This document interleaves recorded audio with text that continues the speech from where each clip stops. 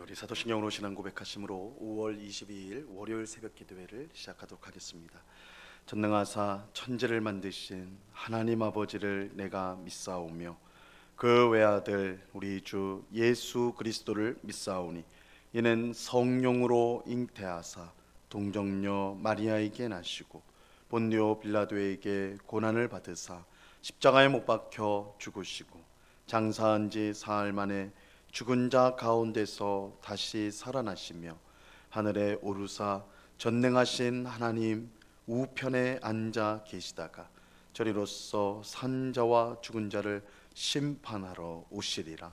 성령을 믿사오며 거룩한 공회와 성도가 서로 교통하는 것과 죄를 사하여 주시는 것과 몸이 다시 사는 것과 영원히 사는 것을 믿사옵나이다. 아멘. 우리 찬송가 597장, 찬송가 597장 이전의 주님을 내가 몰라 우리 같이 찬송하도록 하겠습니다. 찬송가 597장 이전 토요일 찬송가는 378장 찬송입니다.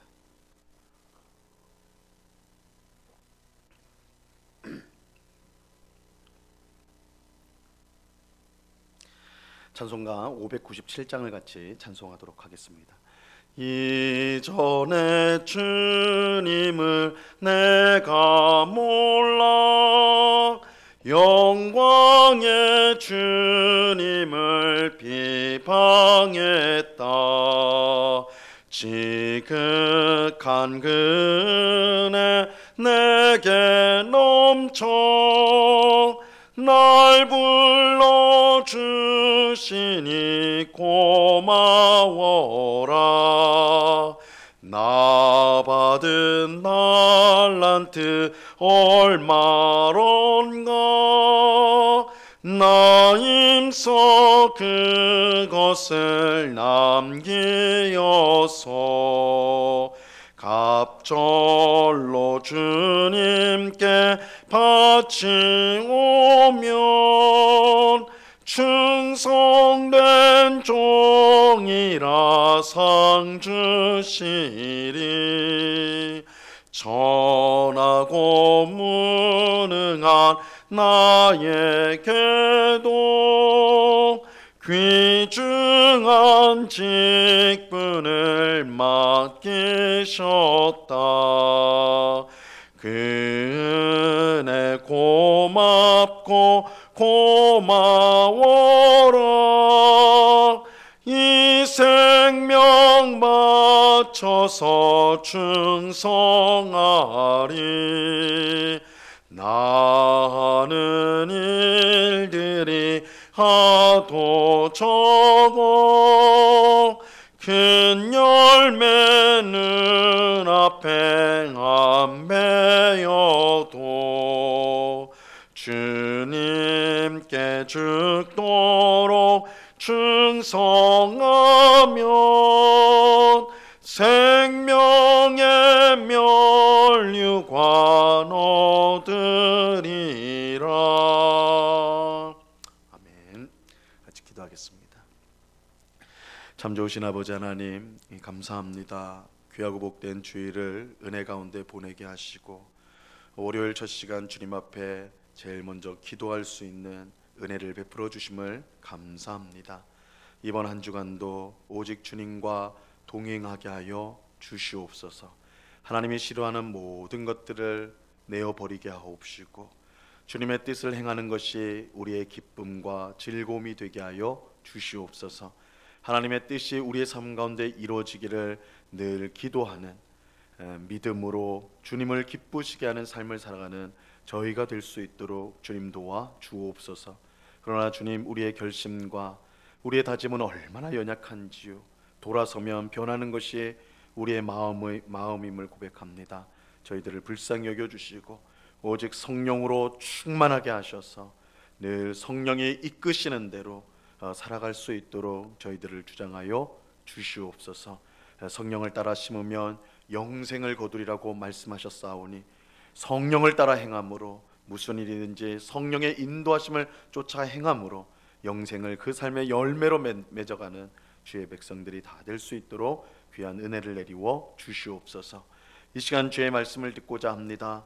성령 하나님께서 밝히 조명하여 주셔서 주의 말씀의 뜻을 깨닫게 하시고 주신 말씀으로 우리의 믿음이 더욱더 견고해지는 복된 역사가 있게 하여 주시옵소서. 감사와 찬송을 주께 드리오며 예수 그리스도 이름으로 기도드리옵나이다. 아멘. 우리 하나님 말씀을 다 같이 봅니다. 디모데전서 1장 1절과 2절 말씀을 우리가 다 같이 보도록 하겠습니다. 디모데전서 1장 1절과 2절 말씀입니다.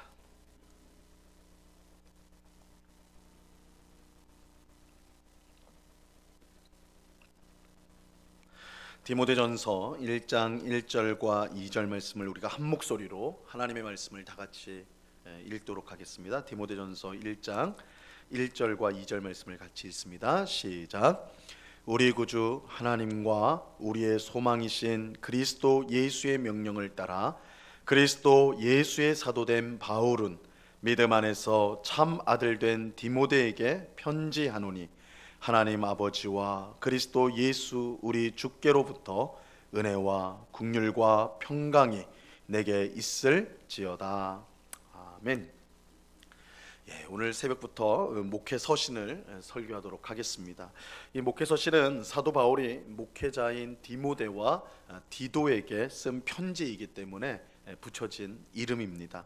이 바울은 총 13편의 편지를 써서요, 신약 성경에서 가장 많은 성경을 기록한 저자입니다. 그중 목회 서신은 총 3개로 되어 있는데 디모데 전서, 디모데 후서, 디도서 이렇게 3개로 구성이 되어 있습니다. 이름에서 알 수 있는 것처럼 이 디모데 전서와 디모데 후서는 디모데에게 쓴 편지이고 디도서는 디도라는 사람에게 쓴 편지입니다. 이 디모데 전서와 후서를 받은 디모데는 에베소 교회에서 목회를 하였고 디도는 그레데라는 지역 그레데 교회에서 목회를 하였습니다. 이 디모데와 디도 모두 바울의 지도를 따라 에베소와 그레데에서 목회를 하였어요.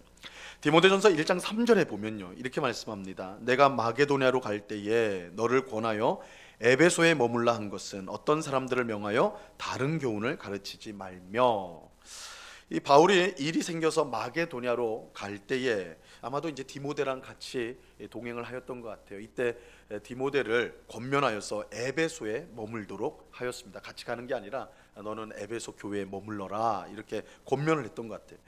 이는 에베소 교회의 여러 문제들, 에베소 교회에 지금 문제들이 발생해가지고 이제 디모데를 거기에 남겨두는 것이죠. 그래서 그 문제들을 해결하고 무엇보다 이 교회를 위한 좋은 일꾼들을 세우도록 하기 위해서 이 디모데를 에베소 교회에 남겨둡니다.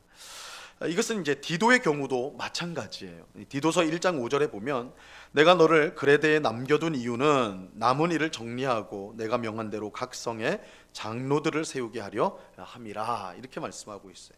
이 바울이 디도를 그레데에 남겨둔 이유가 있었는데 무엇보다 이 교회를 바르게 세워갈 지도자들을 세우기 위함이었어요.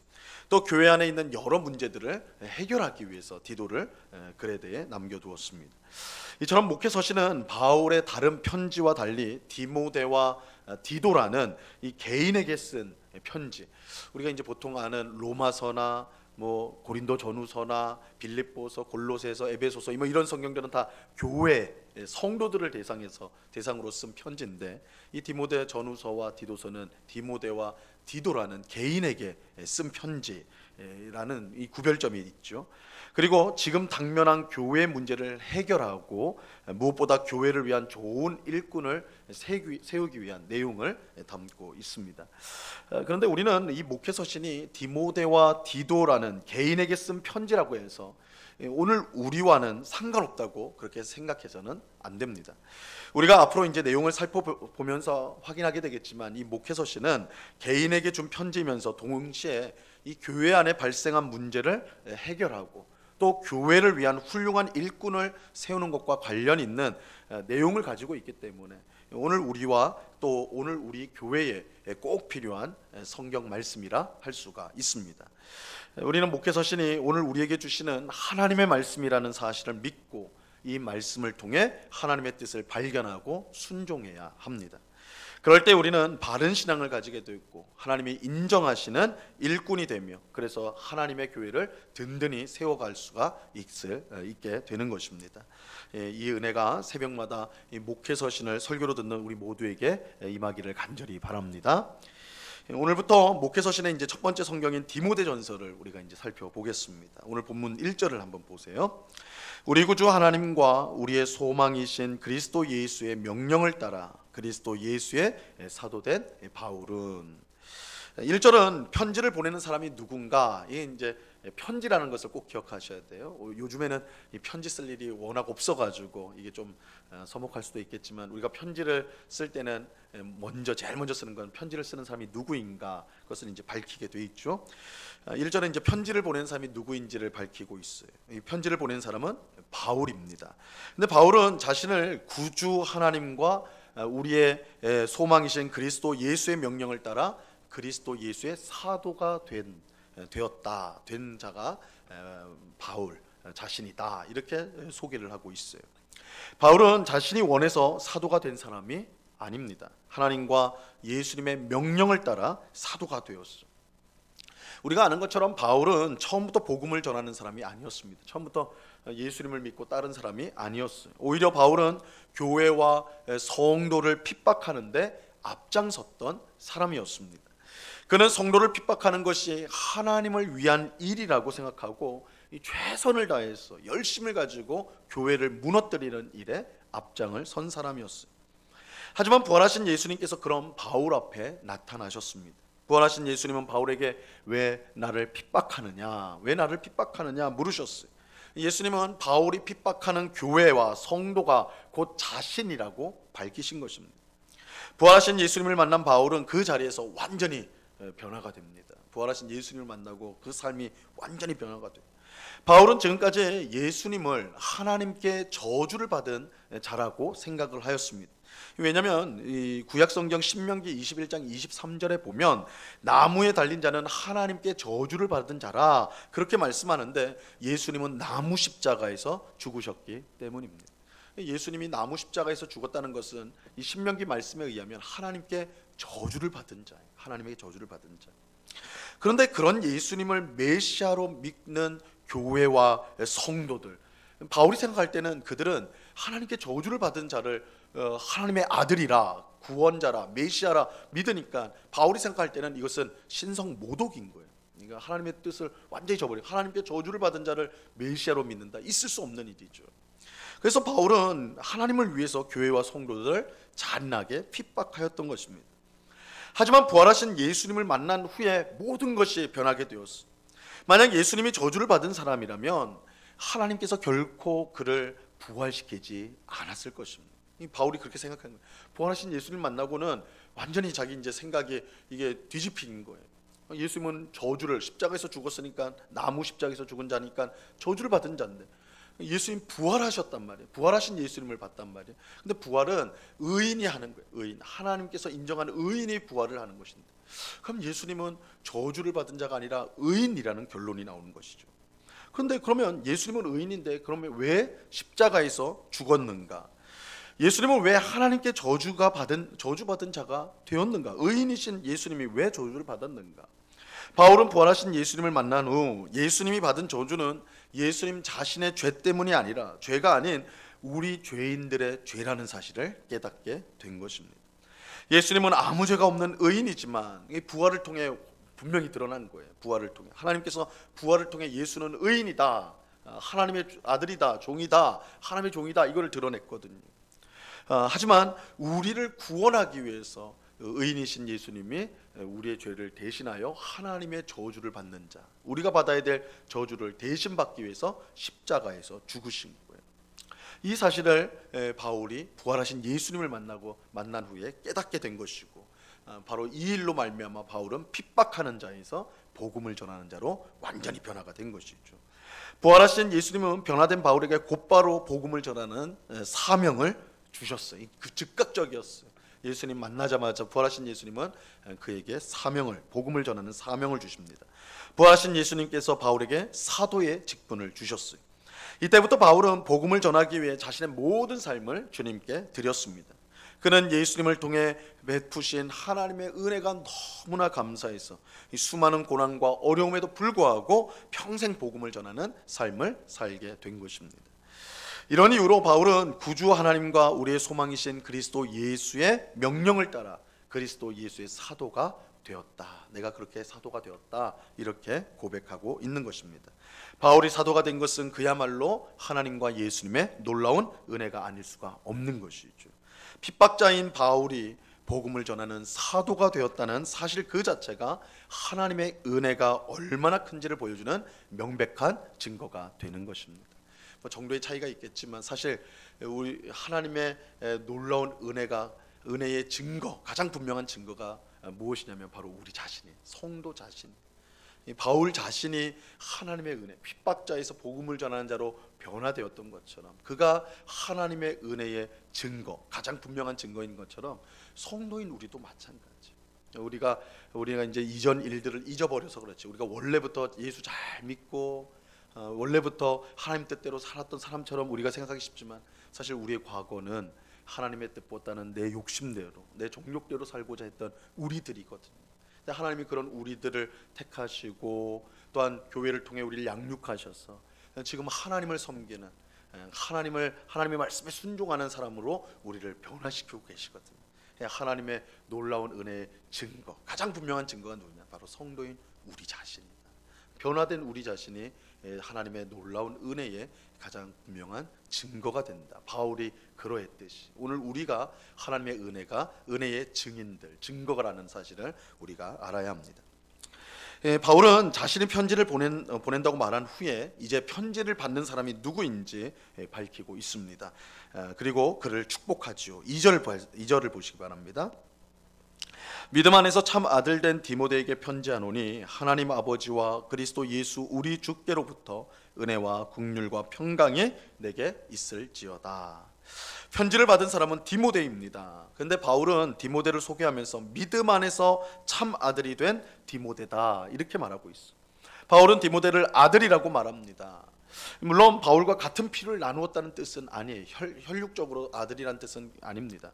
디모데는 바울의 영적인 아들이에요. 영적인 아들.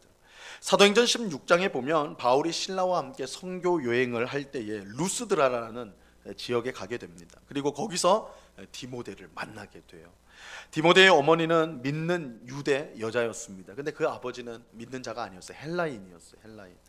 디모데는 어머니와 또 그의 외할머니를 통해서 어릴 때부터 믿음 생활을 하였습니다. 근데 얼마나 모범적으로 믿음 생활을 했는지 그 지역의 모든 성도의 칭찬을 받을 정도로 아주 훌륭한 믿음의 젊은이였어요. 바울은 그런 디모데를 데리고 함께 선교 여행을 떠나게 됩니다. 바울은 디모데의 영적 아버지가 되어서 복음을 전하고 교회를 든든히 세우는 일꾼으로 양육하였던 것입니다.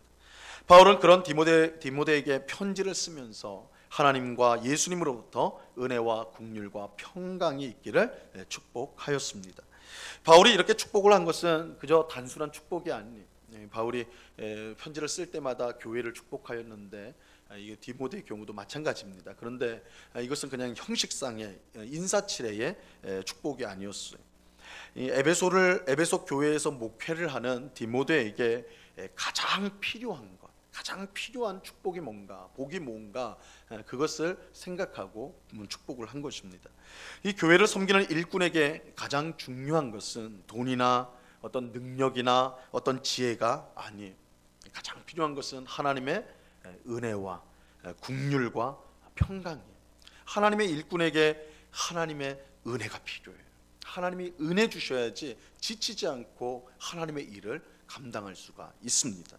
또 하나님이 긍휼히 여겨 주셔야 돼요. 불쌍히 여겨 주셔야 돼요. 우리가 사역을 교회 일을 하다 보면 내가 얼마나 못났는가, 내가 얼마나 부족한가, 내가 이렇게 해도 하나님이 기뻐하시겠는가 이런 생각이 들거든. 하나님의 긍휼하심, 불쌍히 여겨 주심. 그렇지, 내가 능력이 있어서 하나님 일하는 거 아니지. 하나님 날 불쌍히 여겨 주셔서, 하나님 나를 긍휼히 여겨 주셔서 하시지. 이 긍휼이 필요해요. 또 하나님의 평강이 필요해요. 우리의 마음이 주님의 일을 섬길 때 억울한 일도 당하고 뒤에서 오해하는 말도 듣고 이럴 때 막 우리의 심령이 마치 풍랑에 이는 바다처럼 그렇게 막 마음이 혼란스럽고 고통스러울 때가 있습니다. 그럴 때 하나님의 평강이 우리 심령 가운데 임해야지 우리가 맡은 사명을 놓지 않고 끝까지 감당할 수가 있는 것입니다. 그래서 바울은 하나님과 예수님으로부터 오는 은혜와 긍휼과 평강이 있기를 바란다. 꼭 교회를 섬기는 일꾼들에게 필요한 가장 중요한 것을 지금 축복하고 있는 것입니다. 오늘 새벽에 기도하는 우리 모두에게도 하나님과 예수님으로부터 오는 은혜와 긍휼과 평강이 충만히 넘치기를 간절히 바랍니다. 그래서 우리가 주님을 섬기는, 주님을 사랑하고 또한 주님의 교회를 섬기는 일꾼들로 하나님 우리를 불러주셨는데 하나님이 주시는 이 능력, 은혜로 말미암아 교회를 단단히 세워가는 그렇게 쓰임받는 귀한 일꾼들 또한 하나님의 사람들이 될 수 있기를 우리 주님의 이름으로 간절히 축원합니다. 기도하겠습니다. 하나님 아버지 감사합니다. 주님, 바울은 이전에는 교회와 성도를 핍박하는 자였으나 부활하신 예수님을 만나고 복음을 전하는 자가 되었습니다.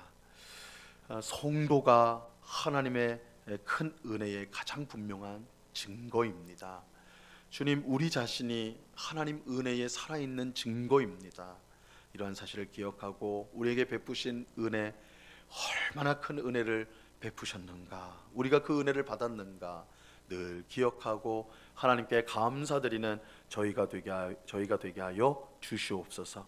아버지 하나님, 우리가 주님의 교회를 섬기는 일꾼들로 불러주셨습니다. 우리는 못났고 능력이 없고 미련하지만 주님께서 우리를 사랑하여 선택하시고 주님의 사랑하는 교회를 위해 우리를 일꾼 삼아 주셨사오니 주님이 주시는 은혜와 긍휼과 평강을 힘입어서 주님의 교회를 잘 섬기는 저희 모두가 될 수 있도록 도와 주시옵소서. 혹 사람은 인정해 주지 않을지라도, 알아주지 않을지라도, 칭찬받지 못할지라도 우리가 하나님 앞에서 일하는 일꾼이 되어 하나님의 칭찬을 받을 것을 소망하고 기대하며 묵묵히 충성을 다하는 주의 백성들 다 될 수 있도록 주님 저희들을 사용하여 주시옵소서. 아버지 하나님, 이번 한 주간 주님의 손에 맡겨드립니다. 우리의 가정에서, 일터에서, 우리가 있는 모든 곳에서 주님과 동행하며 주님의 뜻을 이루는 저희들 되게 하여 주시옵소서. 바쁜 일상 중에 하나님의 말씀을 잊어버리지 않게 하옵소서. 기도하기를 잃어버리지 않게 하옵소서. 예배하기를 잊어버리지 않게 하옵소서. 오직 우리가 주님을 내 앞에 모시고 예배하고 말씀을 듣고 기도하는 가운데 우리에게 맡겨진 이 삶을 힘있게 또한 감사함으로 잘 감당하거든, 그래서 우리 하나님께 영광을 돌리고 이웃들을 유익하게 하는 그런 복된 삶을 살아가는 주의 백성들이 다 될 수 있도록 주님 주장하여 주시옵소서. 이 시간 여러 가지 간구의 제목들로 기도하는 주의 백성들 한 사람 한 사람 붙들어 주시고 우리가 기도할 때에 하나님의 뜻이 우리의 삶 가운데 응답되어지는, 이루어지는 귀한 역사가 있게 하여 주시옵소서. 감사하오며 예수 그리스도 이름으로 기도드리옵나이다. 아멘. 하늘에 계신 우리 아버지여, 이름이 거룩히 여김을 받으시오며 나라에 임하옵시며 뜻이 하늘에서 이룬 것 같이 땅에서도 이루어지이다. 오늘날 우리에게 일용할 양식을 주옵시고 우리가 우리에게 죄 지은 자를 사하여 준 것 같이 우리 죄를 사하여 주옵시고 우리를 시험에 들게 하지 마옵시고 다만 악에서 구하옵소서. 대개 나라와 권세와 영광이 아버지께 영원히 있사옵나이다. 아멘.